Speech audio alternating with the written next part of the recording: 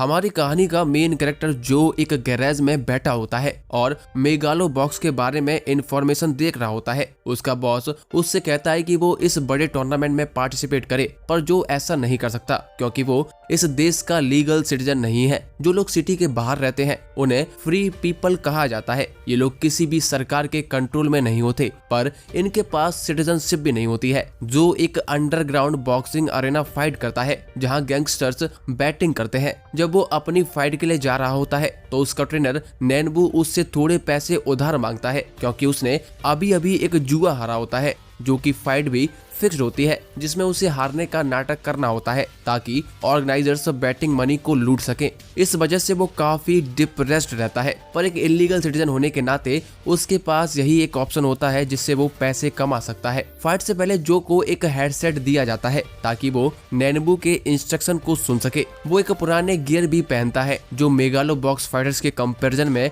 काफी घटिया होता है। जब फाइट शुरू होती है तो उसका अपोनेंट अपने मॉडर्न गियर के साथ उस पर अटैक करता है, पर जो बड़े ही आराम से उसके हाथ को हटा देता है और काउंटर अटैक करता है। जैसे ही वो अपोनेंट को नॉक करने वाला होता है, राउंड खत्म हो जाता है। लोग जो की फाइटिंग देखकर उस पर बैटिंग करने लगते हैं, पर दूसरे राउंड में जो को हारने का नाटक करना होता है ताकि सारे लोग बैटिंग मनी हार जाएं और ऑर्गेनाइजर्स को सारा पैसा मिल सके। इस फिक्स्ड मैच के बाद नैनबू थोड़े पैसे कमा लेता है, पर जो को ये काम बिल्कुल भी पसंद नहीं होता। इस वजह से जो फ्रस्ट्रेटेड होकर अपनी मोटरसाइकिल लेकर राइड पर निकल जाता है। दूसरी तरफ यूकिको मेगालो बॉक्स के नए स्टेडियम का कंस्ट्रक्शन देख रही होती है। उसके साथ एक सिल्वर बालों वाला फाइटर भी रहता है जिसका नाम यूरी है। तभी वहां पर जो आ जाता है जो बाइक चला रहा था और गलती से यूकिको उससे टकराने वाली होती है। यूकिको को बचाने के चक्कर में वो अपना बैलेंस खो देता है और साइड बॉक्स से टकरा जाता है। यूकिको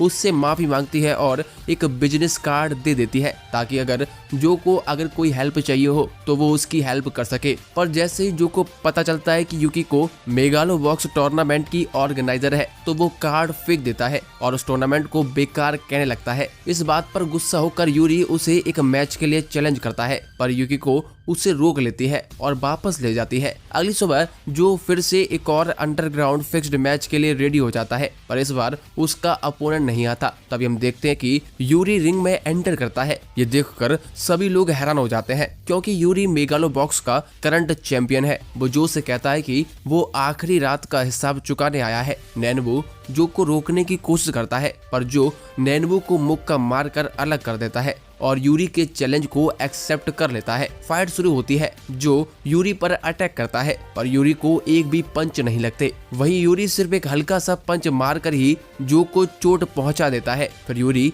जो से कहता है कि मेरा एक हाथ ही तुम्हें हराने के लिए काफी है। जैसे ही फाइट आगे बढ़ती है, यूरी सिर्फ अपने लेफ्ट हैंड से ही जो का बुरा हाल कर देता है। नैनबू चिल्लाता है कि जो को हार मान लेनी चाहिए, पर जो फिर से उठता है और यूरी के लेफ्ट हैंड अटैक को सक्सेसफुली डॉज कर देता है। उसके बाद जो एक जबरदस्त पंच यूरी के फेस पर मारता है। जैसे ही पंच लगने वाला होता है, यूरी उसे अपने राइट हैंड से ब्लॉक कर देता है। यह देखकर यूरी को समझ आ जाता है कि जो एक टैलेंटेड फाइटर है, इसीलिए अब वो अपने दोनों हाथों से लड़ने के लिए तैयार हो जाता है। लेकिन जैसे ही जो यूरी पर पंच मारता है, यूरी का एक ताकतवर मुक्का जो को फ्लोर पर गिरा देता है। धीरे धीरे जो की कॉन्शियसनेस चली जाती है और रेफरी यूरी को विनर डिक्लेयर कर देता है। जब यूरी वहां से जा रहा होता है तभी जो फिर से उठता है और लड़ने के लिए रेडी हो जाता है, पर यूरी मना कर देता है। कहता है कि मैं तुम जैसे वीक अपोनेंट के साथ नहीं लड़ना चाहता। अगर तुम दोबारा लड़ना चाहते हो तो मेगालो बॉक्स टूर्नामेंट में पार्टिसिपेट करो और फाइनल्स तक पहुंच जाओ। ये सुनकर जो और ज्यादा संकल्पित हो जाता है। वो अपनी मोटरसाइकिल लेकर सिटी में चला जाता है और अपनी हार के बारे में सोचने लग जाता है। अब उसका एक ही गोल है कि वो किसी भी तरह मेगालो बॉक्स टूर्नामेंट में पहुंचे और दोबारा यूरी से फाइट करे। दूसरी तरफ जब यूकिको को पता चलता है कि यूरी ने अंडरग्राउंड अरेना में फाइट की है, तो वो यूरी को स्ट्रिक्टली वार्न करती है कि वो दोबारा वहां ना जाए। वहीं जो वापस नैनबू के पास जाता है और उससे मेगालो बॉक्स टूर्नामेंट में एंट्री दिलाने के लिए कहता है, पर नैनबू कहता है कि ये पॉसिबल नहीं है क्योंकि सिर्फ टॉप 4 स्ट्रॉन्गेस्ट फाइटर्स को ही मेगालो बॉक्स में एंट्री मिलती है। नैनबू जो से अपनी उम्मीद छोड़ देने के लिए कहता है और फिक्स्ड फाइट के लिए प्रिपेयर होने को बोलता है, पर इस बार जो उसकी बात नहीं मानता है। आज की फाइट के रूल्स के मुताबिक जो को 5th राउंड में हारना होता है। पर इस बार जो नैनवू की बात नहीं सुनता है और सिर्फ एक ही पंच में अपने अपोनेंट को नॉकआउट कर देता है। इसके बाद नैनवू को तुरंत रिंग के बॉस फुजीमाकी से मिलने के लिए ले जाया जाता है। फुजीमाकी के लोग नैनवू के साथ मारपीट करते हैं और उसे माफी मांगने के लिए कहते हैं क्योंकि जो ने रिंग्स के लिए रूल्स फॉलो नहीं किया। हमें बताया जाता है कि नैनवू ने फुजीमाकी से कर्जा लिया है जिसे चुकाने के लिए नैनवू फुजीमाकी के लिए काम कर रहा है। नैनवू इतना ज्यादा डर जाता है कि वो फुजीमाकी से झुककर माफी मांगता है और इस चक्कर में उसे चोट भी लग जाती है, पर फिर भी फुजीमाकी उसे सजा देने के लिए उसकी बची हुई आंख निकालने की धमकी देता है। नैनवू के पास कोई और रास्ता नहीं होता, इसीलिए वो फुजीमाकी से जो को मेगालो बॉक्स टूर्नामेंट में भेजने का आइडिया देता है। अगर जो ये पूरा टूर्नामेंट जीत जाता है तो इससे वो फुजीमाकी का पूरा कर्जा चुका सकता है। ये सुनकर फुजीमाकी नैनवू के आइडिया में अपना इंटरेस्ट दिखाता है। वो अपने लोगों से जो के लिए एक फर्जी सिटीजनशिप आईडी बनाने के लिए कहता है ताकि जो ऑफिशियली टूर्नामेंट में पार्टिसिपेट कर सके। अब फेक आईडी मिलते ही नैनवू सीधा मेगालो बॉक्स में रजिस्टर करवाने के लिए चला जाता है, जो अभी सबसे लोवेस्ट रैंक पर होता है क्योंकि ये उसका पहला ऑफिशियल टूर्नामेंट है। जो और नैनवू टेम्पररी एक बोट पर रहने का फैसला करते हैं जब तक मेगालो बॉक्स टूर्नामेंट शुरू नहीं हो जाता। जो भी फैसला करता है कि उसे फाइनल्स तक पहुंचना है ताकि वो यूरी से मुकाबला कर सके, लेकिन नैनवू उसे समझाता है कि पहले उसे अपने सामने वाले अपोनेंट्स को हराना होगा जिससे वो रैंकिंग्स पर ऊपर चढ़ सके और यूरी का सामना कर पाए। नैनवू जो को बताता है कि यूरी के पास सबसे एडवांस्ड गियर है जिसे खुद सेराटो कंसर्न कंपनी ने बनाया है। इसके अलावा वो गियर यूरी के शरीर से डायरेक्टली अटैच्ड है, जैसे वो उसकी बॉडी का ही पार्ट हो। हम देखते हैं कि पास ही में कुछ बच्चे मार्केट से चीजें चुराने का प्लान बना रहे होते हैं। वो बच्चे एक कैमरा स्टोर से कैमरा चुरा लेते हैं। उसी समय जो और नैनवू भी एक गियर शॉप पर जाते हैं जिससे वो जो के गियर पार्ट्स को चेंज कर सके। गियर शॉप में काफी नए नए पार्ट्स रखे होते हैं जिन्हें देखकर जो बहुत ज्यादा एक्साइटेड हो जाता है। वहाँ पर एक स्पेशल मॉडल रखा होता है जिसे देखकर स्टोर ओनर कहता है कि ये पहला मॉडल है जिसे सेराटो कंपनी ने बनाया है। हम देखते हैं कि जिन बच्चों ने कैमरा चोरी किया था वो उसी दुकान पर उन्हें बेचने के लिए आते हैं। स्टोर ओनर उन्हें कैमरा की जगह कुछ टॉफी दे देता है जिससे बच्चे बहुत खुश हो जाते हैं, लेकिन उनमें एक लड़का सेचियो उसे एक टॉफी कम मिली होती है जिस वजह से वो गुस्सा करने लगता है। ये देखकर स्टोर ओनर भी चाकू निकाल लेता है और सेचियो को धमकाने लगता है। ये देखकर जो स्टोर ओनर को रोकने की कोशिश करता है जिससे जो की नाक पर चोट लग जाती है। आगे जो और नैनवू दोनों बोट पर वापस चले जाते हैं जो एक पुल के नीचे होते हैं। नैनवू जो को बताता है कि उसका पहला अपोनेंट काफी स्ट्रांग है, इसीलिए उसे काफी मेहनत करनी होगी। दूसरी तरफ जब सेचियो पानी में खेलने के लिए आता है तो वो देखता है कि जो मेगालो बॉक्स टूर्नामेंट में फाइट करने वाला है। इस वजह से सेचियो जो से रिक्वेस्ट करने लगता है कि वो उसे भी अपने साथ टूर्नामेंट में लेकर चले, पर जो उसे मना कर देता है क्योंकि सेचियो अभी एक बच्चा है। इस तरह सेचियो नाराज होकर वहां से चला जाता है। अगली सुबह सेचियो के दोस्त जो को आकर बताते हैं कि स्टोर ओनर ने सेचियो को बंद कर दिया है क्योंकि वो उसके टाइटेनियम अलॉय गियर को चुराने की कोशिश कर रहा था जो को पसंद था। सेचियो गियर तो चुरा लेता है और अपने दोस्तों से उसे जो को देने के लिए कहता है ताकि वो मेगालो बॉक्स टूर्नामेंट में यूज कर सके, पर वो खुद फंस जाता है। स्टोर ओनर अपने सिक्योरिटी गार्ड को सेचियो को मारने के लिए ऑर्डर देता है जिससे वो गियर वापस ले सके, पर तभी वहां पर जो आ जाता है जो अपनी बाइक को सीधा सिक्योरिटी गार्ड के ऊपर चढ़ा देता है। इसके बाद नैनवू और बाकी बच्चे भी वहां आ जाते हैं जिसके बाद सभी लोग सेचियो को सक्सेसफुली बचा लेते हैं। आगे जो अपनी जैकेट निकालता है, उसने जैकेट के नीचे वही टाइटेनियम गियर पहना हुआ होता है जो सेचियो ने चुराया था। अब सिक्योरिटी गार्ड जो से लड़ने के लिए रेडी हो जाते हैं। सिक्योरिटी गार्ड के एक ही पंच से जो का गियर टूट जाता है, जिसके बाद जो बिना गियर के ही लड़ने का फैसला करता है। जो एक ही पंच में सिक्योरिटी गार्ड को हरा देता है। इसके बाद जो का मन बदल जाता है और वो सेचियो को एज ए असिस्टेंट अपने साथ ले जाने का फैसला कर लेता है। अब कुछ ही दिन बाद जो मेगालो बॉक्स की रिंग में पहुंच जाता है जहां उसे अपना पहला मैच क्वालिफाइंग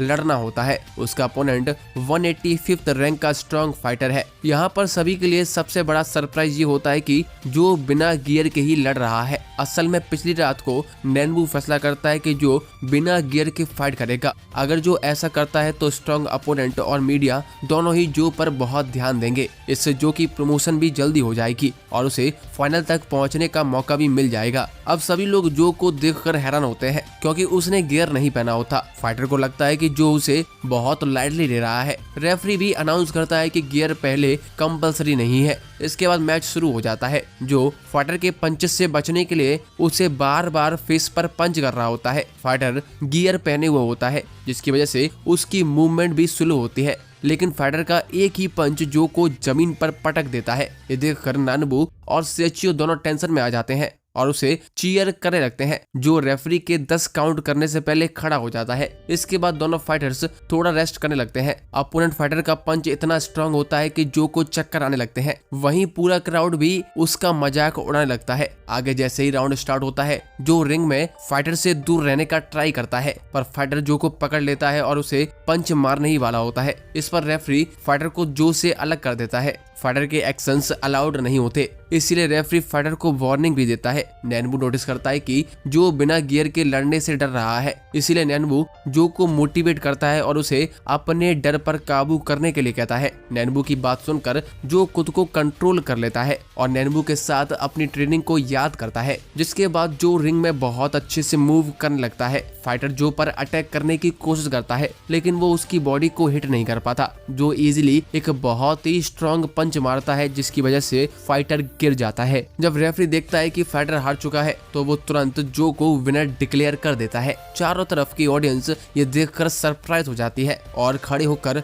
जो को कांग्रेचुलेट करने लगती है। उसी दोपहर अपनी पहली जीत के बाद वो लोग मेगालो बॉक्स से घर वापस जाते हैं। इसके बाद जो एक के बाद एक अपोनेंट्स को हराने लगता है और उसकी रैंकिंग अच्छी होने लगती है। वो बिना गियर यूज किए फेमस हो जाता है, लेकिन अभी भी टूर्नामेंट के फाइनल्स तक पहुंचना बहुत ही मुश्किल है। नैनबू एक रिपोर्टर से रिक्वेस्ट करता है कि वो जो के लिए एक हाई रैंक्ड बॉक्सर के साथ मैच अरेंज करे, लेकिन जब नैनबू को पता चलता है कि जो का अगला अपोनेंट उसका पुराना स्टूडेंट है तो वो हैरान हो जाता है। नैनबू का फॉर्मर स्टूडेंट एक सोल्जर था जिसका नाम एरागाकी है। एक मिशन के दौरान एरागाकी बॉम्ब ब्लास्ट का शिकार हो जाता है, जिसकी वजह से उसकी बॉडी पर सीरियस इंजरीज आ जाती हैं। नैनबू को लगता था कि एरागाकी मर चुका है, लेकिन जब उसने देखा कि अब वो मेगालो बॉक्स का 17th रैंक्ड फाइटर है तो वो बहुत ही ज्यादा सरप्राइज हो जाता है। एरागाकी नैनबू से कहता है कि वो इस अपकमिंग मैच में जो को डिस्ट्रॉय कर देगा। ये सुनकर नैनबू टेंशन में आ जाता है। एरागाकी नैनबू से कहता है कि मैं तुमसे वो सब वापस ले लूंगा जो तुमने मुझसे छीन लिया था। आगे जब नैनबू जो से मिलता है तो नैनबू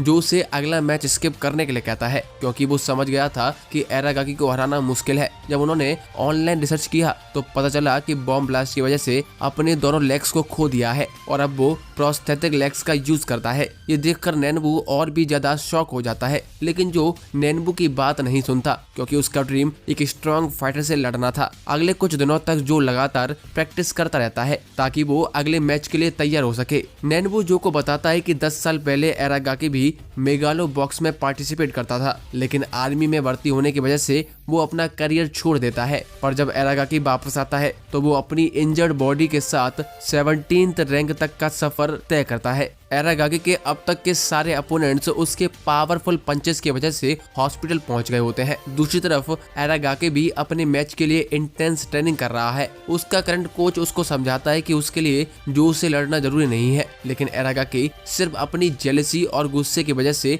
ये फाइट करने का फैसला करता है। जब वो आर्मी ज्वाइन कर रहा था तो नैनबू ने प्रॉमिस किया था कि वो उसके अलावा किसी और को ट्रेन नहीं करेगा, लेकिन जब एरागाकी वापस आया तो उसे नैनबू कहीं भी नहीं मिला। तब से उसके दिल में नैनबू के लिए सिर्फ गुस्सा भर गया था। सेचियो ने नैनबू से पूछा कि उसने पहले एरागाकी को मेगालो बॉक्स फाइटर के रूप में क्यों नहीं पहचाना था, जिस पर नैनबू चुप रह जाता है क्योंकि उसको लगता था कि एरागाकी मारा जा चुका है। मैच के दिन जो और एरागाकी सुबह सुबह स्टेडियम पहुंच पहुंच जाते हैं। नैनबू एरागाकी से रिक्वेस्ट करता है कि वो जो के साथ थोड़ा आराम से फाइट करे, क्योंकि उसका असली दुश्मन जो नहीं बल्कि नैनबू खुद है। लेकिन एरागाकी बिना कुछ कहे सीधा रिंग की तरफ चला जाता है। मैच शुरू होते ही दोनों एक दूसरे पर ताबड़तोड़ पंचेस बरसाना शुरू कर देते हैं, लेकिन जो के पहले के अपोनेंट्स के कंपैरिजन में एरागाकी वाकई में बहुत ज्यादा फास्ट मूव कर रहा होता है। एरागाकी के पंचेस इतने स्ट्रांग होते हैं कि सिर्फ 1 मिनट के अंदर ही जो फ्लोर पर गिर जाता है। ये देखकर नैनबू को और ज्यादा टेंशन होने लगती है,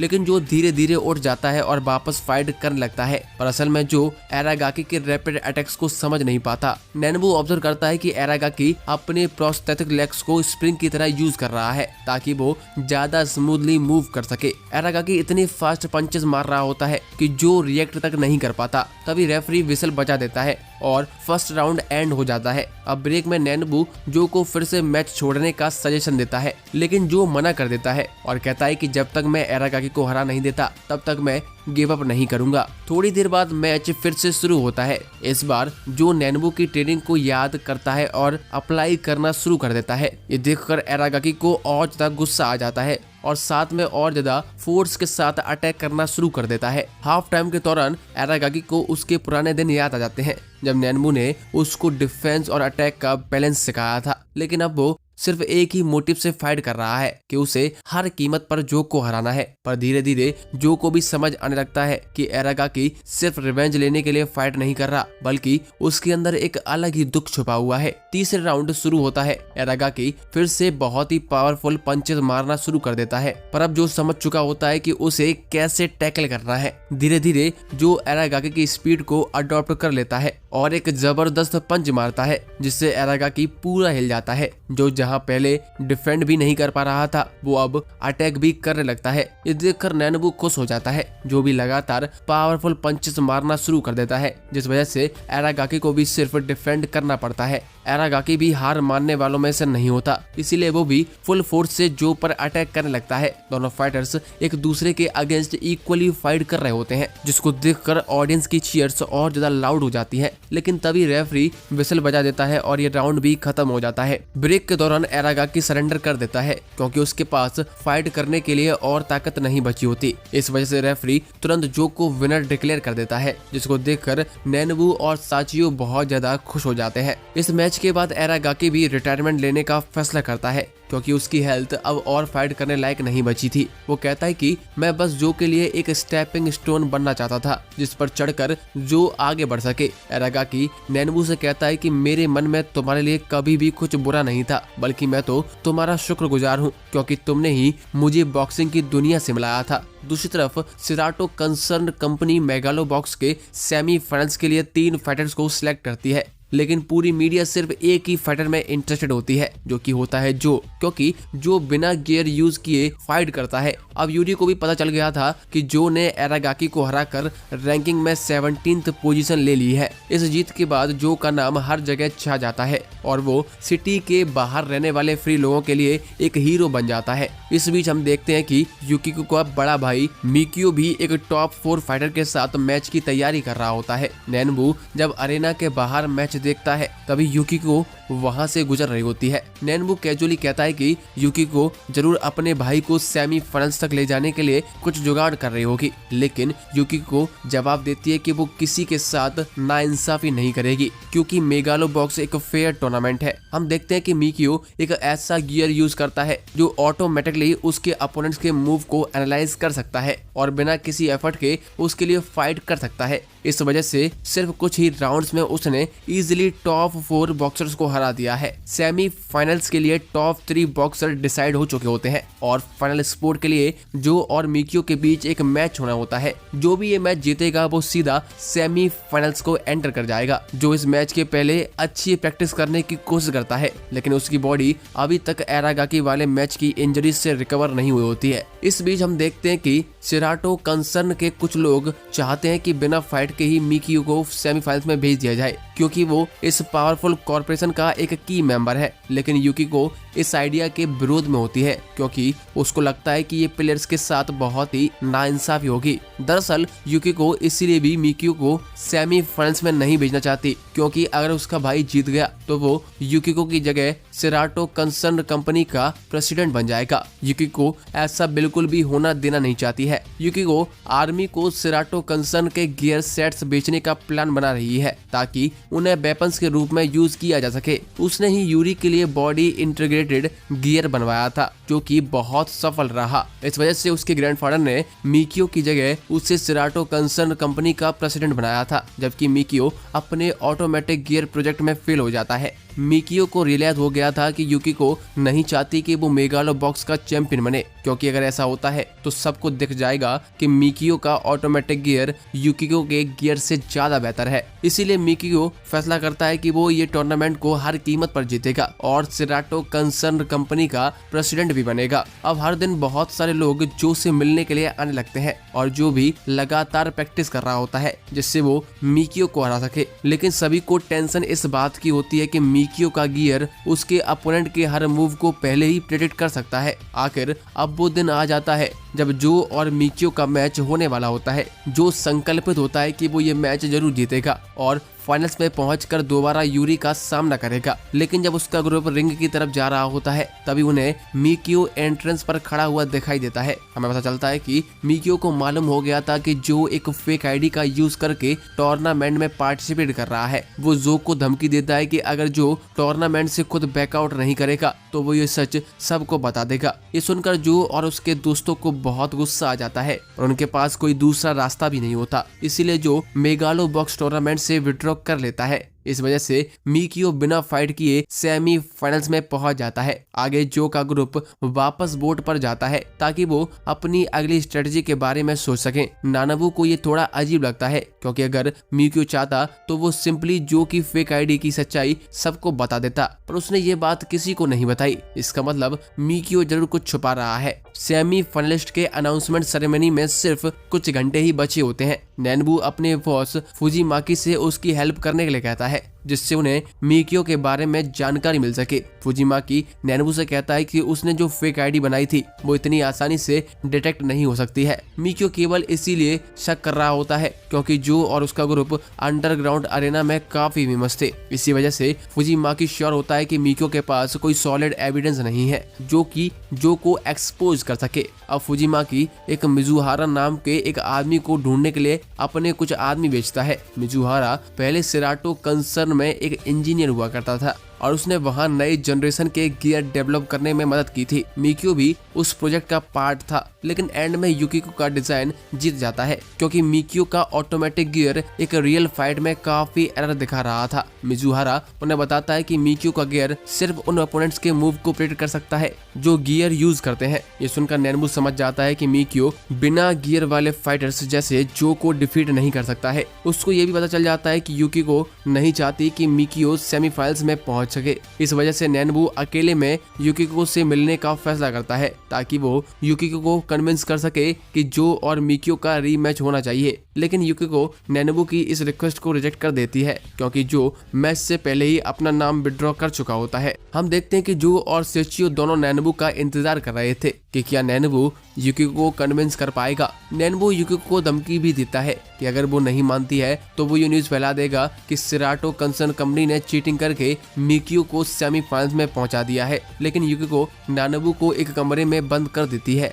और खुद सेमीफाइनल्स की ओपनिंग सेरेमनी के लिए निकल जाती है। जब प्रैक्टिस के दौरान जो सिटी में सेरेमनी के फायरवर्क्स को देख रहा होता है तभी नैनबू का फोन आ जाता है जो उसे बताता है कि वो युकिको को समझाने में फेल हो गया है। ये सुनकर जो अपनी मोटर बाइक पर चढ़ जाता है और सीधा ओपनिंग सेरेमनी की तरफ निकल पड़ता है। यूरी और दो वेस्टर्न फाइटर्स मेगालो बॉक्स के सेमीफाइनल्स में पहले ही पहुंच चुके होते हैं। अब युकिको जैसे ही अनाउंस करने वाली होती है कि मिकियो चौथा फाइटर है तभी जो वहां पहुंच जाता है। जो युकिको से डिमांड करता है कि मिकियो के साथ उसे लड़ने दिया जाए। जैसे ही मिकियो जो को देखता है वो तुरंत सिक्योरिटी गार्ड को उसे निकालने का ऑर्डर देता है। युकिको को भी पता होता है कि मिकियो ने जो को किसी तरह धमकाकर पिछले मैच से हटा दिया था, इसीलिए युकिको फैसला करती है कि मिकियो और जो का मैच दोबारा होगा ताकि असली चौथा फाइटर डिसाइड किया जा सके। ये सुनकर मिकियो गुस्से से पागल हो जाता है क्योंकि उसे समझ आ गया था कि युकिको उसकी जीत को हर हाल में रोकना चाहती है। जैसे ये मैच का अनाउंसमेंट होता है पूरा मेगालो बॉक्स अरेना भर जाता है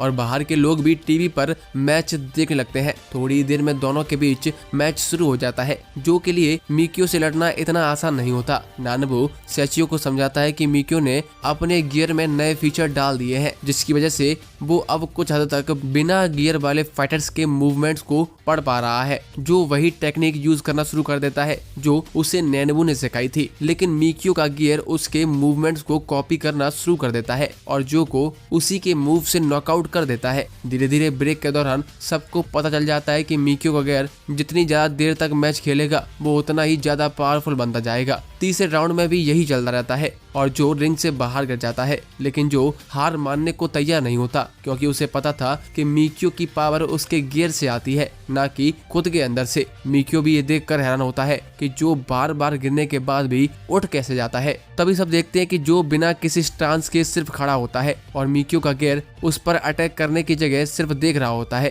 ये देखकर सभी लोग हैरान रह जाते हैं कि ऐसा क्यों हो रहा है। असल में जब जो एक जगह सीधा खड़ा हो जाता है तब मिकियो का गियर ये सोचने लग जाता है कि वो कोई स्ट्रेटजी बना रहा है और कैलकुलेशन में अटक जाता है। ये देखकर जो डिसाइड करता है कि उसके पास यही एक मौका है, उसे सिर्फ एक पावरफुल पंच में मिकियो को हराना होगा ताकि उसका गियर काउंटर अटैक ना कर सके। ये देखकर मिकियो भी फाइनली गुस्से में आकर अपने गियर को बंद कर देता है और सीधा जो पर हमला करता है और तभी जो एक जबरदस्त हुक पंच मारकर मिकियो को गिरा देता है, जिसके बाद रेफरी जो को विजेता घोषित कर देता है और पूरी ऑडियंस जो के लिए चीयर करने लगती है। अब कॉन्ट्रैक्ट के अकॉर्डिंग जो मेगालो बॉक्स के सेमीफाइनल्स में एंटर हो चुका होता है। मिकियो भी अपनी हार मान लेता है और जो की इज्जत करने लगता है। मैच के बाद जो देखता है कि यूरी और युकिको पूरा मैच देख रहे होते हैं। यूरी बहुत ही ज्यादा एक्साइटेड होता है क्योंकि अब जो और उसके बीच एक वर्ल्ड क्लास बॉक्सिंग मुकाबला होने वाला है। उस रात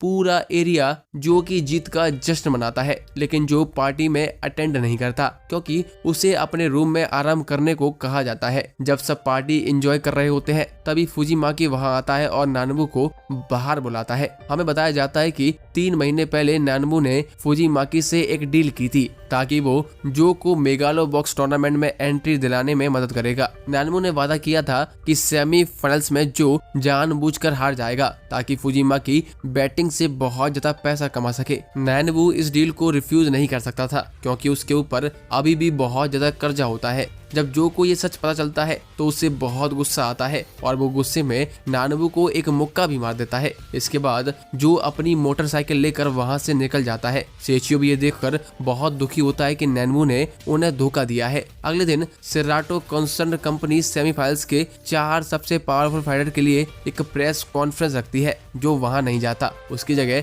वो एक पुराने कार रिपेयरमैन के घर चला जाता है और टीवी देख लगता है। वहीं दूसरी तरफ नानबू सेचियो को जबरदस्ती अपने साथ ले जाता है। हमें बताया जाता है कि केवल नानबू ही नहीं बल्कि सेचियो भी अपने फायदे के लिए जो का यूज कर रहा था। मिजुहारा ने नानबू को पहले ही बता दिया था कि सेचियो के पिता एक वक्त पर सेराटो कंसर्न कंपनी के लिए काम करते थे, लेकिन युकिको के दादाजी ने उन्हें मरवा दिया जिससे कंपनी के सीक्रेट्स बाहर लीक ना हो जाए। जब सेचियो की मां की भी मौत हो जाती है तब उसने डिसाइड किया था कि वो जो के साथ मेगालो बॉक्स टूर्नामेंट में जाएगा और अपने पिता की मौत का बदला लेगा। तभी नानबू सेचियो को एक बड़े मेंशन के बाहर लेकर जाता है जहां युकिको एक शानदार पार्टी ऑर्गेनाइज कर रही होती है जिससे वो अपने बिजनेस पार्टनर्स को इम्प्रेस कर सके। नानबू सेचियो को एक छोटा चाकू देता है और कहता है कि तुम इससे युकिको का मर्डर कर सकते हो और अपने पिता की मौत का बदला भी ले सकते हो। लेकिन सेचियो युकिको को मारने के लिए हिम्मत नहीं जुटा पाता। सेचियो डिसाइड करता है कि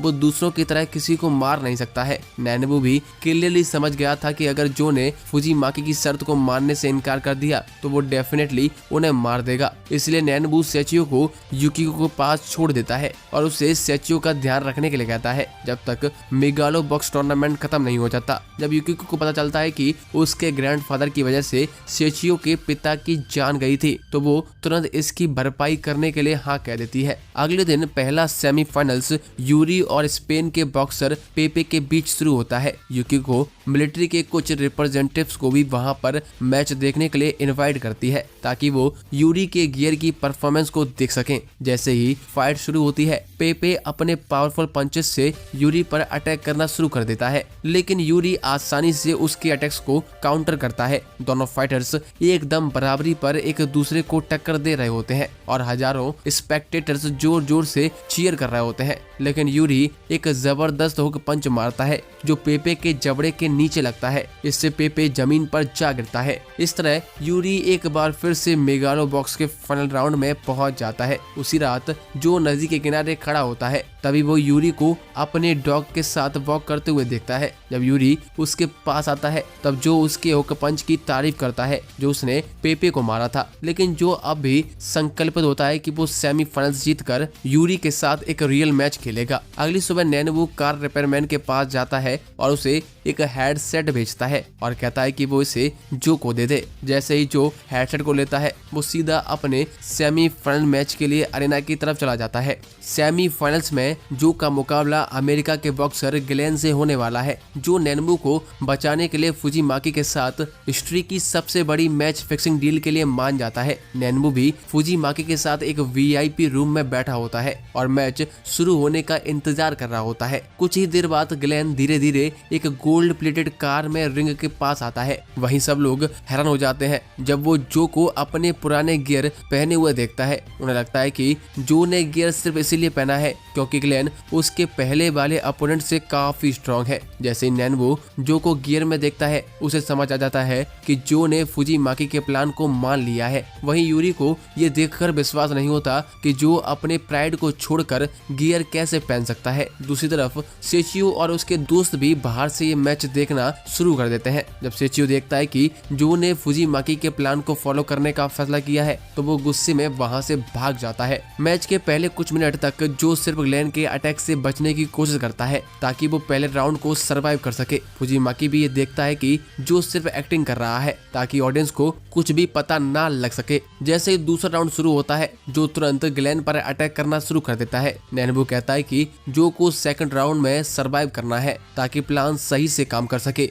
जिस वजह से जो ग्लेन से थोड़ी दूरी बनाकर रख रहा होता है और उसका फेस पे लगातार पंचेस मार रहा होता है। दूसरे राउंड के एंड होते ही जो पर लगाने वाली बैटिंग अमाउंट और तेजी से हाई होने लगती है। सेचियो जो मैच छोड़कर भाग जा रहा होता है उसे अचानक रिग्रेट होता है कि उसने सिर्फ अपने बदले के लिए जो का फायदा उठाया है। नैनवू जो से कहता है कि मिशन के बाद वो दोनों लोग फ्री हो जाएंगे, लेकिन फुजीमाकी कहता है कि उन्हें हमेशा उसके लिए काम करना होगा। हम देखते हैं कि जब जो ग्लेन के अटैक की वजह से कॉर्नर में जा रहा होता है तभी सेचियो सीधा रिंग में घुस जाता है और चिल्लाने लगता है जो को सिर्फ अपने लिए लड़ना चाहिए, लेकिन जो ग्लेन के पावरफुल पंचेस की वजह से जमीन पर गिर जाता है। तभी अचानक यूरी भी रिंग में आ जाता है और जो को लड़ने के लिए इनकरेज करता है। वहीं दूसरी ओर नैनवू फुजीमाकी के आदमियों से लड़ रहा होता है क्योंकि अब नैनवू ये काम नहीं करना चाहता। वो जो से कहता है कि तुम इस मैच को जीत कर अपने सपने को पूरा करो। ये सुनकर जो अपना गियर उतार देता है और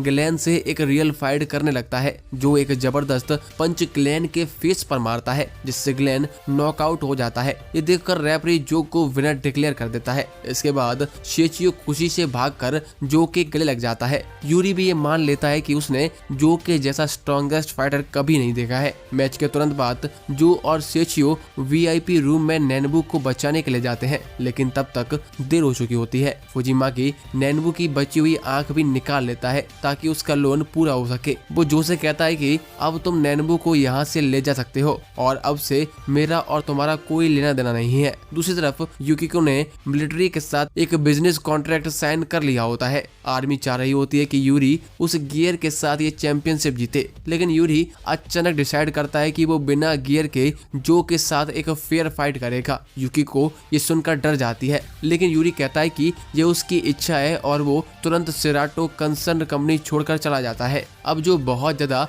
एक्साइटेड हो जाता जाता है क्योंकि उसे फाइनली यूरी के साथ फाइट करने का मौका मिल रहा है। नेनबू एरागाकी से जो की प्रैक्टिस में हेल्प करने के लिए कहता है। दूसरी तरफ यूरी एक लकड़ी के घर में मिकियो से मिलने जाता है और उसे कहता है कि वो उसके गियर को हटा दे। ये सुनकर मिकियो शॉक हो जाता है, लेकिन यूरी कहता है कि वो एक फेयर फाइट लड़ना चाहता है। जब युकिको मिकियो के घर पहुंचती है तो यूरी अनकॉन्शियस होता है। मिकियो उसे बताता है कि यूरी अभी बेहोश है और उसे होश में आने में कुछ टाइम लगेगा। कुछ दिन बाद युकिको जैसे ही देखती है कि यूरी मूव कर सकता है और वो उसकी ट्रेनिंग शुरू कर देती है। अब कुछ दिनों बाद फाइनली जो और यूरी के बीच फाइनल मैच का दिन आ जाता है। नेनबू जो को एक लकी चार्म देता है जो उसे यूरी के पंचेस से बचने में मदद करेगा। जैसे ही मैच शुरू होता है सब शॉक्ड हो जाते हैं। यूरी बिना गियर के फाइट कर रहा है। उसकी बॉडी पर गियर हटाने की वजह से बहुत ज्यादा घाव भी हो गए हैं। हम देखते हैं कि दोनों फाइटर्स एकदम बराबर पर फाइट कर रहे होते हैं, लेकिन यूरी थोड़ा फास्ट होता है और उसके पंचेस भी पावरफुल होते हैं। वो एक जबरदस्त पंच मारकर जो को गिरा देता है, लेकिन जो 10 काउंट होने से पहले उठ जाता है। दोनों फाइटर्स एक दूसरे को मार रहे होते हैं और 13वें राउंड होने के बाद भी मैच फिनिश नहीं होता। लास्ट में दोनों लोग एक दूसरे को एक अल्टीमेट पंच मारते हैं जो मैच का फैसला डिसाइड करता है। रिजल्ट सुनते ही युकिको की आंखों में आंसू आ जाते हैं। जो और यूरी दोनों को काफी सीरियस इंजरीज आ जाती हैं, जिस वजह से फाइनल मैच कैंसिल हो जाता है। अब हम फ्यूचर में आगे शिफ्ट होते हैं। एक साल बाद नेनबू और सेचियो ने अपने दोस्तों के साथ मिलकर एक छोटा सा प्रैक्टिस रूम बना लिया होता है जहां पर वो लोग प्रैक्टिस करते हैं। हमें बताया जाता है कि मेगालोबॉक्स फाइनल मैच के बाद यूरी ने अपने दोनों पैर खो दिए होते हैं। वहीं युकिको इस साल भी एक नए मेगालोबॉक्स टूर्नामेंट ऑर्गेनाइज करती है और अब सभी फाइटर्स बिना गियर के लड़ाई करते हैं। वहीं जो ने भी फाइटिंग छोड़ दी होती है और आइटम डिलीवरी बॉय के रूप में काम कर रहा है। अब कहानी 5 साल आगे शिफ्ट हो जाती है। जो अपना नाम चेंज करके नोमैड रख लेता है और फिर से अंडरग्राउंड वर्ल्ड में फाइट करना शुरू कर देता है। नेनबू उसे देखकर स्माइल करता है। नोमैड के सामने कोई भी अपोनेंट टिक नहीं पाता, इसीलिए मैच के बाद मैनेजर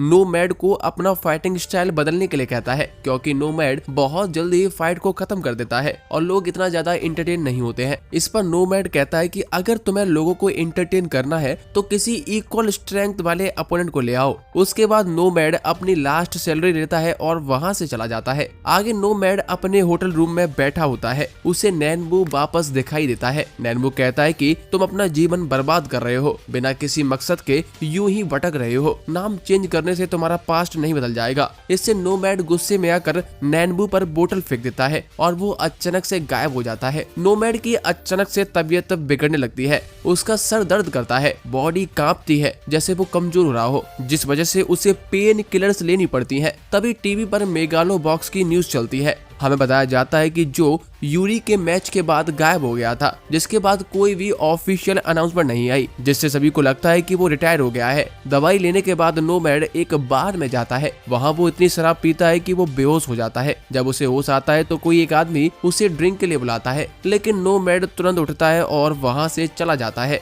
अगली सुबह कुछ लोग डिस्कस करते हैं कि नोमैड इतना स्ट्रांग है तो उसके साथ लड़ने के लिए एक स्ट्रांग अपोनेंट कहां से लाए। कोई भी उसके अगेंस्ट लड़ना नहीं चाहता है। नोमैड भी वही पास में ही लेटा होता है और सब सुन लेता है। नोमैड कहता है कि वो लड़ना चाहता है। सबके ऑब्जेक्शंस के बाद भी नोमैड प्रॉमिस करता है कि वो उन्हें डिसअपॉइंट नहीं करेगा और उन्हें अच्छे पैसे कमा कर देगा। अब अगला मैच रात को होता है। उसका अपोनेंट होता है चीफ, वही आदमी जिसने लास्ट नाइट नोमैड को ड्रिंक ऑफर किया था। फर्स्ट राउंड में नोमैड कुछ पंचेस मारता है, लेकिन चीफ इजीली डॉज कर लेता है और काउंटर अटैक करता है। नोमैड जानबूझकर चोक हो जाता है, जिससे चीफ उसके पैर पर पैर रखकर उसे रोक देता है और एक बैक हैंड पंच मारकर नोमैड को रिंग से बाहर भेज देता है, जिससे ज्यादा लोग चीफ पे बैट लगाने लगते हैं। फाइट के दौरान नोमैड को चक्कर आ जाता है। उसे रिंग के नीचे नैनबू फिर से दिखाई देता है, जो कुछ बोलता रहता है। इससे नोमैड डिस्ट्रैक्ट हो जाता है। वो सिर्फ चीफ को डॉज करता है, लेकिन अटैक नहीं कर पाता। नैनबू की बात सुनकर नोमैड गुस्सा हो जाता है और अटैक करता है, लेकिन चीफ सारे अटैक को डॉज करता रहता है। चीफ नोमैड से कहता है कि अब ड्रग का इफेक्ट खत्म हो गया है। इसके बाद चीफ एक और बैक हैंड पंच मार के नोमैड को ऑलमोस्ट बेहोश कर देता है, पर नोमैड अपनी पूरी स्ट्रेंथ से खड़ा होता है और चीफ को पंचेस मारता है, पर उसके पंचेस वीक होते हैं। हमें पता चलता है कि दोनों के बीच की ये लड़ाई फिक्स होती है, जिस वजह से चीफ प्रिटेंड करता है कि वो नोमैड के पंचेस से गिर गया है और मैच हार गया है। ऐसे नोमैड नोमैड ये मैच जीत जाता है। मैच के बाद नोमैड चीफ से पूछता है कि उसने ऐसा क्यों किया, क्या ये एक प्रो बॉक्सर के लिए शर्म की बात नहीं है। चीफ भी उससे पूछता है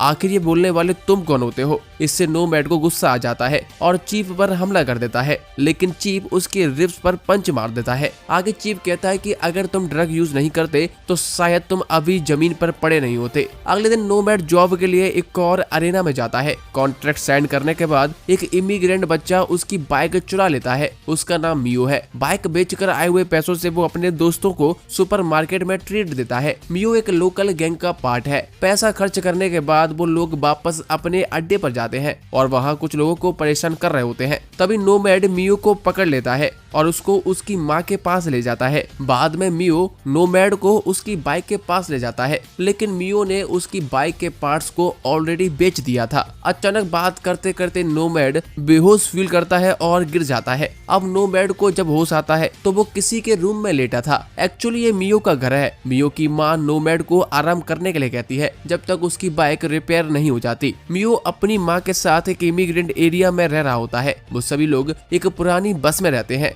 उस दिन एक हॉलीडे था और सब लोग फेस्टिवल को सेलिब्रेट कर रहे थे। तभी वहाँ पर सिटी के कुछ लोग आ जाते हैं और सभी को जमीन खाली करने के लिए कहते हैं, जिससे सिटी ऑफिशियल्स और इमिग्रेंट लोगों में बहस चालू हो जाती है। तभी वहाँ पर चीफ आता है और सिटी के ऑफिशियल से कहता है कि हमें 2 वीक का समय चाहिए। ये सुनकर सिटी ऑफिशियल्स वहाँ से चले जाते हैं। इसके बाद चीफ इमिग्रेंट लोगों को भरोसा दिलाता है कि वो 2 वीक के अंदर ये जमीन खरीद लेगा। आगे रात को सब लोग पार्टी करते हैं, जबकि नोमैड और चीफ आपस में बात कर रहे होते हैं। चीफ कहता है कि मैंने पहले ही तुम्हें पहचान लिया था। वो नोमैड को अपना आइडियल मानता है। उसने देखा था कि कैसे नोमैड ने बिना किसी गियर के टूर्नामेंट जीता था। अब चीफ भी उस टूर्नामेंट को जीतकर कमाए हुए पैसों से ये लैंड को खरीदना चाहता है। तभी मियो सब कुछ सुन लेता है और एरिया के बॉस को जाके बता देता है कि नोमैड यहाँ आया है। ये सुनकर बॉस फैसला करता है कि चीफ की जगह नोमैड टूर्नामेंट में फाइट करेगा। अगले दिन नोमैड अपनी बाइक फिक्स कर लेता है और वहाँ से चला जाता है। बॉस नोमैड के पास कॉन्ट्रैक्ट के लिए आता है, लेकिन चीफ कहता है कि वो खुद इस एरिया को रिप्रेजेंट करेगा। ये सुनकर बॉस गुस्से में चला जाता है। अगले रात को नोमैड जब बाथरूम में होता है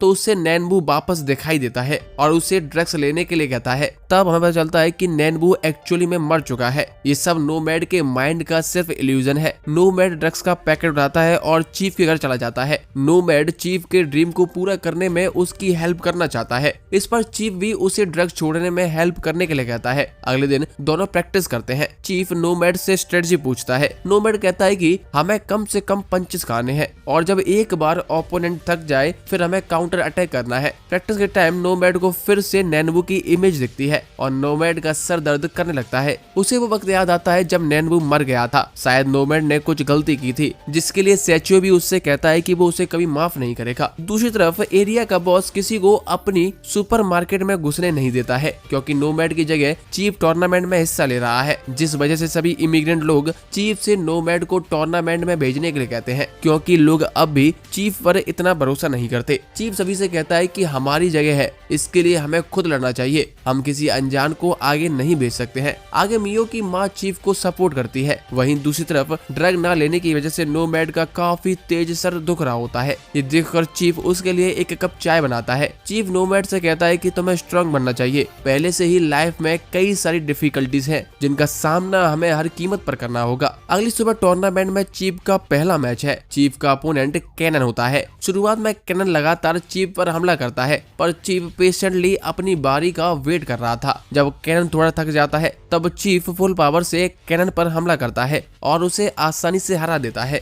इसके बाद हम मियो की माँ और नोमैड को देखते हैं। नोमैड मियो की माँ से कहता है कि आपने चीफ के लिए काफी अच्छा गियर बनाया है। इस पर मियो की मॉम कहती है कि ये मैंने नहीं बल्कि चीफ और चीफ के बेटे ने मिलकर बनाया था। चीफ का गियर एक डिफेंसिव गियर है, पर जब चीफ का बेटा मर जाता है तो चीफ उसकी याद में ये लैंड खरीदने का फैसला करता है। चीफ की कहानी सुनकर नोमैड मोटिवेटेड फील करता है। उसे भी अपनी लाइफ का एक पर्पस मिल जाता है, जिसके बाद नोमैड खुद को सही रास्ते पर ले जाने का फैसला करता है। आगे चीफ का अगला मैच एक स्ट्रॉन्ग अपोनेंट से होता है, जिससे जीतना थोड़ा मुश्किल लग रहा था। तब नोमैड चीफ को सजेस्ट करता है कि तुम एक पंच खाकर जमीन पर गिर जाना और जब अपोनेंट तुम्हारे पास आए तो तुम उस पर हमला कर देना। चीफ भी ऐसा ही करता है और अपने अपोनेंट को हराने में कामयाब हो जाता है। शाम को जब चीफ अपने घर आता है तो हम देखते हैं कि मियो और उसके दोस्त चीफ के घर को जला देते हैं, पर चीफ अपने घर में से अपने बेटे की फोटोज को बचा लेता है। जब मियो की मॉम को ये सब पता चलता है तो मियो और उसकी मॉम के बीच लड़ाई हो जाती है और मियो घर छोड़ने का फैसला करता है।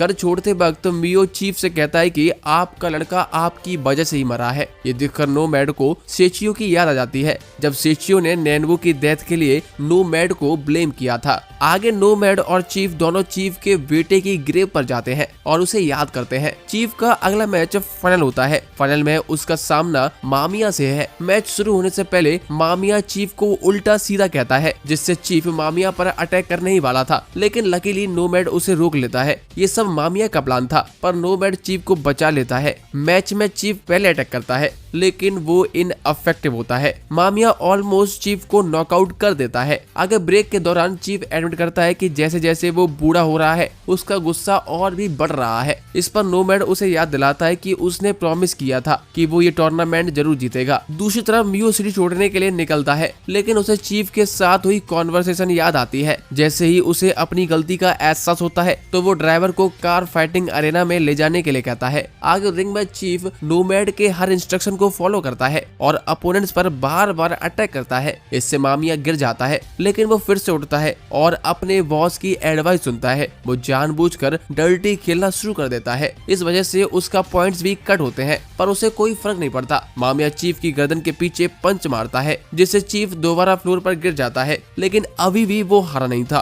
फिर चीफ खड़े होते हुए कहता है कि अब असली मैच शुरू होने वाला है। ये सुनकर मामिया थोड़ा घबरा जाता है। मैच कंटिन्यू होता है और चीफ गुस्से में आकर एक्यूरेट पंचेस की बारिश कर देता है, जिससे मामिया का सांस लेना भी मुश्किल हो जाता है। पूरा स्टेडियम चीफ के नाम का चीयर कर रहा था। तभी मिया भी मैच देखने पहुंच जाता है और वो चीफ को फाइट करते हुए देखकर काफी सरप्राइज रह जाता है। जब 5वां राउंड स्टार्ट होता है तो मामिया फिर से डर्टी खेलता है और बार बार चीफ की नेक के पीछे पंच करता है। चीफ भी लड़ते वक्त अपने बेटे का नाम बार बार लेता है। तभी अचानक से मियो उसका नाम बुलाता है। मियो की आवाज सुनकर चीफ के अंदर एक नई ऊर्जा ही आ जाती है। वो 2 पावरफुल पंच मार के मामिया को हरा देता है और मैच जीत जाता है। घर लौटकर चीफ नोमैड का शुक्रिया अदा करता है। उसके कहने से ही चीफ का सपना पूरा हो पाया था। अब चीफ टूर्नामेंट के जीते हुए पैसों से जमीन खरीद सकता है और उसके आसपास के लोगों की जिंदगी भी बदल सकता था। दूसरी तरफ मियो फिर अपनी लोकल गैंग से मिलता है और डिक्लेयर करता है कि अब वो कोई भी गलत काम नहीं करेगा। ये सुनकर सभी लोग उसे मारने के लिए आगे बढ़ते हैं, पर गैंग में से एक मेंबर उन्हें रोक देता है और सब वहां से चले जाते हैं। आगे चीफ और नोमैड दोनों ही रेस्ट करने जाने लगते हैं। दोनों एक दूसरे को गले लगते हैं और प्रॉमिस करते हैं कि कल फिर मिलेंगे। चीफ ये भी कहता है कि एक दिन नोमैड के साथ वो रिंग में फाइट करना चाहता है। अगली सुबह नोमैड ब्रेकफास्ट बना रहा होता है। तभी मियो भागते हुए आता है और उन्हें बताता है कि चीफ मर गया है, उसने सुसाइड कर लिया है। ये सुनकर सबको बहुत दुख होता है। चीफ के मरने के बाद मियो की मॉम नोमैड को चीफ का गियर दे देती है। चीफ के मरने के बाद मियो की माँ चीफ के कमाए हुए पैसों से वो जमीन खरीद लेती हैं, जिससे चीफ का सपना पूरा हो जाता है। ये सब जान के नोमैड उदास तो होता है, लेकिन थोड़ा हल्का महसूस भी करता है, जैसे उसका कोई बोझ कम हो गया हो। हमें पास्ट का एक सीन दिखाया जाता है जब जो ने टूर्नामेंट जीता था। जो टूर्नामेंट के बाद खुद लड़ना छोड़ देता है, वो कोच बन जाता है और साचियो एक टेक्निकल एडवाइजर का काम करने लगता है। उनकी टीम दुनिया की सबसे स्ट्रॉन्ग टीम लगती है। हम फिर से प्रेजेंट में आते हैं। नोमैड 5 साल बाद अपनी पुरानी गियर रिपेयर करने वाले के पास जाता है। वो वहाँ जाके सेचियो के बारे में पूछता है, लेकिन उसे जवाब में सिर्फ ताने ही मिलते हैं। फिर नोमैड अपनी पुरानी जिम जाता है, लेकिन वो जगह अब बर्बाद हो चुकी होती है। उसे पास्ट का एक सीन याद आता है जब डॉक्टर ने उसे नैनवू की कंडीशन के बारे में बताया था। नैनवू के पास सिर्फ 6 महीने बचे थे। उसकी लाइफ बढ़ाने के लिए काफी पैसे चाहिए थे। सेचियो सब कुछ जानने के बाद भी कुछ नहीं कर सकता था। वो सिर्फ जो को गले लगाकर रोता रहता है। आगे जो फिर से नैनवू का इलाज करवाने के लिए उससे मिलता है और वो पूरी कोशिश करता है कि वो उसका साथ दे। पैसे कमाने के लिए जो यूरी का एक स्टूडेंट के अगेंस्ट लड़ने का फैसला करता है। हम फिर से प्रेजेंट टाइमलाइन में आते हैं। नोमैड पुराने जिम में ही रुकने का फैसला करता है। जब नोमैड सो रहा होता है तो एक बच्चा आता है और उसके ऊपर स्टिक से अटैक कर देता है, लेकिन नोमैड बच जाता है। हमें बताया जाता है कि वो साचियो ही है। साचियो गुस्सा करता है और कहता है कि ये तुम्हारा घर नहीं है, किसने तुम्हें अंदर आने दिया, और नोमैड को मार के उसे बेहोश कर देता है। जबकि नोमैड सिर्फ सॉरी ही कह पाता है। अगली सुबह एरागाकी आता है और नोमैड को नैनबू की ग्रेव दिखाने जाता है। एरागाकी बताता है कि जो के जाने के बाद सेचियो ने सब बच्चों को शिराटो ग्रुप के ऑर्फन एज भेज दिया था और अब सभी ने अपना अपना रास्ता चुन लिया है। लेकिन सेचियो आरागाकी का स्टूडेंट बन जाता है और मेगालोबॉक्स का रास्ता फॉलो करता है। टैलेंट न होने के बाद भी सेचियो के अंदर लड़ने की इच्छा एरागाकी से ज्यादा होती है। सेचियो अभी अंडरग्राउंड फाइटर बन गया है। एरागाकी को समझ नहीं आता कि आखिर नोमैड ने उन्हें उस वक्त क्यों छोड़ दिया था जब उन्हें उसकी सबसे ज्यादा जरूरत थी, जिस पर नोमैड कुछ भी नहीं कहता और चुपचाप सेचियो को ढूंढने के लिए अंडरग्राउंड अरेना की तरफ चला जाता है। सेचियो के मिलने पर नोमैड उसे समझाता है कि इस तरीके से लड़ते हुए वो डिसेबल्ड हो जाएगा, लेकिन सेचियो उसे भगा देता है। इससे नोमैड शॉक हो जाता है। उसे याद आता है कि यूरी के स्टूडेंट से लड़ने से पहले उसने प्रॉमिस किया था कि वो फ्रेंडली मैच का प्राइस मनी जीतकर नैनबू का इलाज करवाएगा, लेकिन नैनबू वीक होता गया और जो इतना बिजी हो गया कि उसे मिलने का टाइम ही नहीं मिला। सेचियो इस बात से गुस्सा हो जाता है और जो का साथ छोड़कर चला जाता है। प्रेजेंट में जो यानी कि नोमैड पानी भर रहा होता है, तभी पास में एक लड़के की बाइक खराब हो जाती है। जब नोमैड उसकी हेल्प करता है तो उससे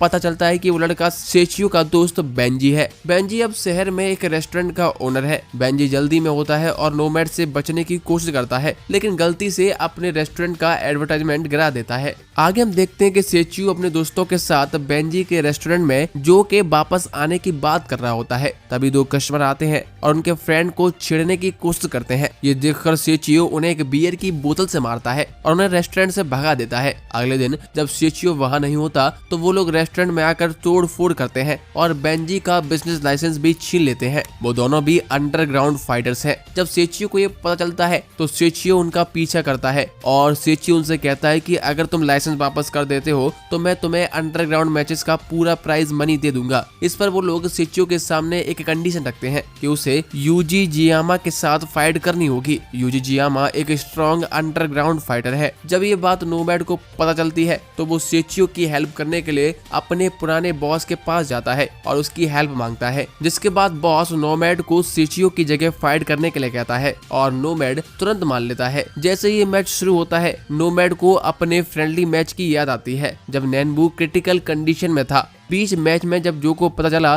कि नैनबू नहीं रहा तो वो मैच को बीच में ही छोड़ देता है। अब करंट मैच में नोमैड जानबूझकर हार जाता है ताकि वो सेचियो और बेंजी का रेस्टोरेंट बचा सके। वो अपना प्राइज मनी सेचियो को दे देता है और कन्फेस करता है कि उसने मैच फिक्स किया था। इसके बाद सभी लोग उसे ब्लेम करते हैं जैसे उन्होंने पहले किया था, पर नोमैड कुछ नहीं बोलता और सिर्फ माफी मांगता है। इसके बाद वो चुपचाप वहाँ से चला जाता है। दूसरी तरफ यूरी के स्टूडेंट लियू का मैच शिराटो कंपनी के फाइटर मैक्स से होने वाला है। लियू यूरी के अंदर बहुत हार्ड ट्रेनिंग करता है। एक रिपोर्टर लियू को बताता है कि जो वापस आ गया है। ये सुनकर लियू शॉक्ड हो जाता है। वो यूरी से रिक्वेस्ट करता है कि वो नोमैड से फिर से फाइट करना चाहता है, लेकिन यूरी मना कर देता है। लियू बाद में खुद जिम जाता है और नोमैड से मिलता है। वो नोमैड से कहता है कि तुमने पिछली फाइट बहुत ही खराब तरीके से लड़ी थी। एक तो तुम बहुत ही वर्स्ट कंडीशन में रिंग में आए थे और दूसरा तुमने मैच को लाइटली लिया था, जिस पर नोमैड सिर्फ माफी मांगता है। लेकिन लियू नोमैड से एक रीमैच के लिए कहता है, जैसे नोमैड और यूरी के बीच हुआ था।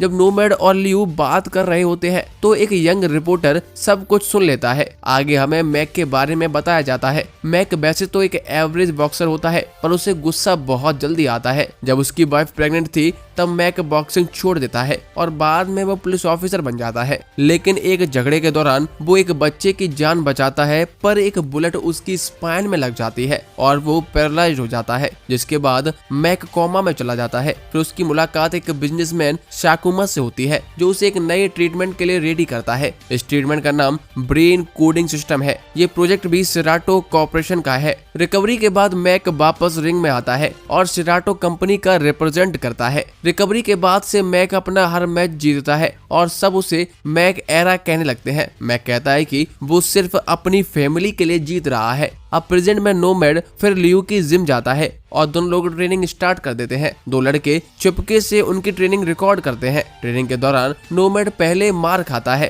फिर धीरे धीरे काउंटर अटैक करता है। उसके बाद दोनों अपना गियर उतार कर रियल फाइट करते हैं। ये देखकर वो दोनों लड़के इतने एक्साइटेड हो जाते हैं कि शोर मचा देते हैं, जिससे नोमैड और लुई को उनके बारे में पता चल जाता है, जिससे दोनों लड़के वहाँ से भाग जाते हैं। नेक्स्ट डे वो यंगर रिपोर्टर नोमैड के प्रैक्टिस मैच की रिपोर्ट शेची सेचियो और उसके दोस्तों को देता है। ये सुनकर बाकी लोग नोमैड को माफ कर देते हैं, पर सेचियो अब भी उससे गुस्सा था। आगे मैक और लियू का मैच वाला दिन आ जाता है। रिंग की तरफ जाते वक्त मैक नोमैड की तरफ देखता है जैसे वो कुछ बोलना चाहता हो। आगे मैक और लियू दोनों रिंग में एंटर करते हैं और सभी लोग चीयर कर रहे होते हैं। मैक अपने मैच से पहले प्रेयर करता है जैसे चीफ किया करता था। इससे नोमैड को चीफ की याद आ जाती है। थोड़ी देर में फर्स्ट राउंड स्टार्ट होता है। लियू खुद को मैक के पंचेस से डिफेंड करने की कोशिश करता है, जिस वजह से उसका बैलेंस लूज हो जाता है और वो गिर जाता है। ये राउंड खत्म होते होते मैक लियू की स्पीड को काउंटर करने में कामयाब हो जाता है, पर नोमैड कहता है कि लियू अब भी ये मैच जीत सकता है क्योंकि लियू ने मैक के सारे पंचेस रीड कर लिए हैं। अब अगले राउंड में लियू अटैक करना शुरू कर देता है। लियू रैपिड पंचेस से अटैक करता है और एक स्ट्रेट पंच मारकर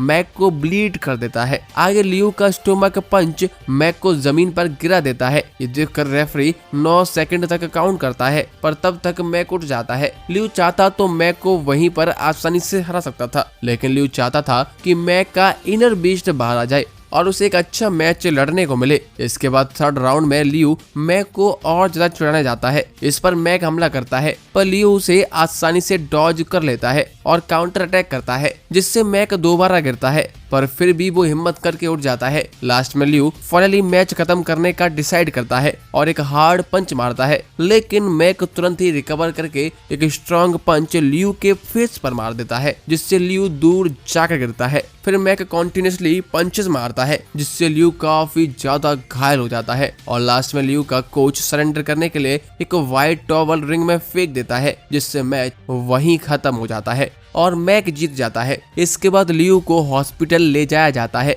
लियू की कंडीशन देखकर यूरी काफी ज्यादा शॉक था। उसे लगता है कि कोच को पहले ही व्हाइट टॉवल फेंक देना चाहिए था। इस पर नोमैड कहता है कि अभी सब खत्म नहीं हुआ है। अब यूरी फिर से लियू के पास जाता है और उससे माफी मांगता है कि ये सब मेरी वजह से हुआ है, जिसकी वजह से तुम्हारी ये कंडीशन हुई है। दूसरी तरफ मैक अपने बच्चे के साथ खेल रहा था, तभी अचानक से उसे चक्कर महसूस होते हैं और वो बहुत ही अजीब हरकतें करता है। शायद ब्रेन कोडिंग सिस्टम उसके दिमाग पर इफेक्ट डाल रहा था। मैक की वाइफ इसके बारे में साकुमा से पूछती है, लेकिन वो कोई भी क्लियर आंसर नहीं देता और कहता है कि ये बस नर्वस टेंशन है। मैक की वाइफ के जाने के बाद साकुमा युकिको से कहता है कि मैक के सॉफ्टवेयर में कुछ प्रॉब्लम्स आ रही हैं। शायद लगातार सेम फाइटिंग स्टाइल यूज करने की वजह से मैक के सॉफ्टवेयर में कॉन्फ्लिक्ट आ गया है। आगे हमें पता चलता है कि वेदर स्टेशन सभी को एक तूफान का अलर्ट देता है। ये सुनकर नोमैड और बच्चे पुरानी जिम को ठीक करने में लग जाते हैं। तभी यंग रिपोर्टर नोमैड से लियू को लाने के लिए कहता है, जिससे वो लियू का इंटरव्यू ले सके,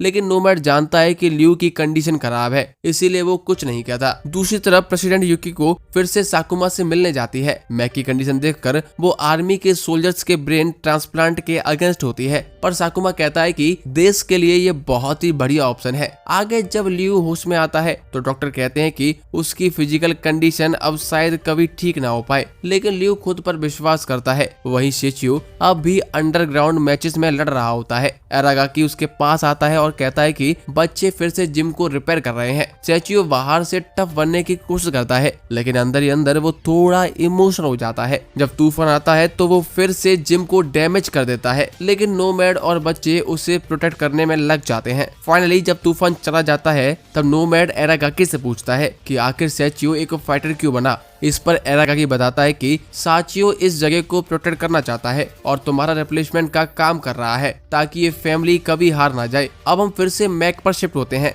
मैक साकुमा के पास जाता है और उसे बताता है कि मेरे अंदर इंसोमेनिया के सिम्टम्स आ रहे हैं, क्या ये डेंजरस है। मैक चाहता है कि सब ठीक हो जाए। उसका एक ही ड्रीम होता है कि उसका बेटा उसका आखिरी मैच देखे, पर साकुमा कहता है कि सब ठीक है, बस तुम्हें स्ट्रेस ज्यादा हो गया है। इस पर साकुमा प्रॉमिस करता है कि मैक का ड्रीम जरूर पूरा होगा और वो मैक और नोमैड के बीच एक मैच सेटअप करवाएगा। अगले दिन सभी जगह एक न्यूज चलती है जिसमें बताया जाता है कि मैक ने जो को चैलेंज किया है। ये मैच 2 अलग अलग जनरेशन के बीच होगा जो एक हिस्ट्री बना देगा। इसके बाद मैक लियू को हॉस्पिटल में मिलता है और वहाँ नोमैड भी होता है। मैक सब कुछ के लिए माफी मांगता है और कहता है कि मेरे दिल में नोमैड के लिए बहुत रिस्पेक्ट है, मैंने अपना सपना तुमसे इंस्पायर होकर ही चुना है। ये देखकर लियू भी चाहता है कि नोमैड मैक का चैलेंज एक्सेप्ट करे, पर ये मैच दोनों के लिए ही काफी डेंजरस हो सकता है। शुरुआत में नोमैड थोड़ा हिचकिचाता है, लेकिन जब वो एरागाकी के साथ नेनबू की ग्रेव पर जाता है तब उसे याद आता है कि पिछली बार भी वो रिंग में वापस केवल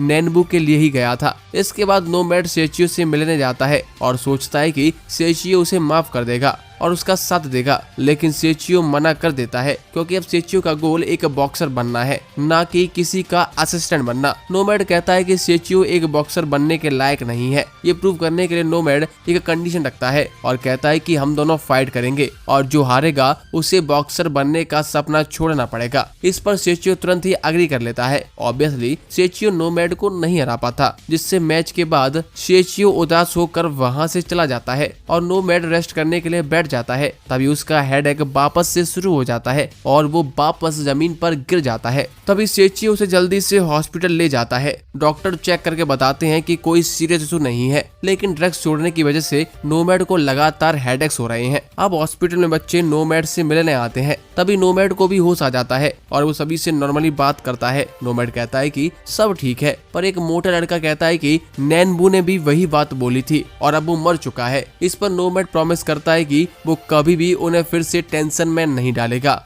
आगे यूकिको की असिस्टेंट मैक की वाइफ और उसके बच्चों से मिलती है ताकि वो लोग उन्हें ब्रेन ट्रांसप्लांट के साइड इफेक्ट के बारे में बता सकें, लेकिन मैक की वाइफ अब भी हॉस्पिटल होती है क्योंकि अब तक मैक के अंदर कोई भी साइड इफेक्ट देखने को नहीं मिला है। मैक की वाइफ कहती है कि वो डॉक्यूमेंट्स बाद में पढ़ेगी। वही नोमैड और सब लोग एक सेलिब्रेशन पार्टी रखते हैं जहाँ नोमैड सबको अपने और लियू के मैच के बाद की जर्नी के बारे में बताता है। वो चीफ के बारे में भी बताता है और कैसे चीफ ने उसकी ड्रग्स छोड़ने में हेल्प की थी, वो सारी चीजें बताता है। थोड़ी देर बाद यूरी और सेचियो भी पार्टी ज्वाइन करते हैं। एक बार फिर नोमैड सबसे पूछता है कि क्या उसे मैक के साथ मैच करना चाहिए या नहीं। लगभग सारे लोग उसे मना करते हैं क्योंकि उसकी बॉडी काफी वीक हो चुकी है, लेकिन सेचियो कहता है कि नोमैड मैच के लिए जाए और व्हाइट टॉवल का डिसीजन उस पर छोड़ दे। यूरी भी इस बात का सपोर्ट करता है, जिससे नोमैड थोड़ा कॉन्फिडेंट फील करता है और फैसला करता है कि वो चीफ का गियर पहनकर रिंग में एंटर करेगा और लोगों की उम्मीद पर खरा उतरेगा। इसके बाद हम देखते हैं कि साकुमा मैक के ब्रेन का डेटा एनालाइज कर रहा होता है और उसके मुताबिक मैक के dangerous brain areas clearly visible होने लगते हैं। ब्रेन के ओवरलोड होने का रिस्क होता है जो उसकी हेल्थ को बहुत ज्यादा अफेक्ट कर देगा, लेकिन सकुमा इस बात को इग्नोर करता है और सोचता है कि सब कुछ कंट्रोल में है। वहीं मैक के एबनॉर्मल बिहेवियर उसकी वाइफ के लिए ऑब्वियस बन जाता है। मैक बार बार अपना कंट्रोल लूज करता है और अपने बच्चे को डरा देता है। मैक की वाइफ असिस्टेंट के दिए हुए डॉक्यूमेंट्स मैक को दिखाती है, लेकिन मैक बिलीव नहीं करता और अपनी वाइफ को रिएश्योर करता है कि ये सब फेक न्यूज है। उस पॉइंट पर मैक की वाइफ मैक को बताती है कि जब मैक वॉर के बाद कोमा में गया था तब साकुमा ने ही उसके बेटे के लिए एक ऑर्गन डोनर ढूंढा था और रिटर्न में मैक को उनकी रिसर्च में पार्टिसिपेट करना था। उस वक्त उनके पास कोई ऑप्शन नहीं था। जब मैक को ये सब पता चलता है वो गुस्से में साकुमा के पास जाता है, लेकिन साकुमा कहता है कि मेरी ही वजह से तुम आज यहाँ तक पहुंचे हो और तुम्हारा बेटा भी बच पाया है। ये सुनकर मैक सिर्फ खुद को ही ब्लेम करने लगता है। उस रात वो घर नहीं जाता और केवल सड़कों पर भटकता रहता है। ज्यादा दारू पीने की वजह से वो एक कोने में भी गिर जाता है। अगले दिन नोमैड और एरागाकी मैक के साथ होने वाले मैच के लिए रिंग ट्रेनिंग शुरू कर देते हैं और एक नई स्ट्रेटजी बनाते हैं कि पहले डिफेंड करो और बाद में काउंटर अटैक करो। जबकि टेक्निकल रूम में शेचियो और बच्चे मिलकर चीफ के गियर को अपग्रेड करने लगते हैं।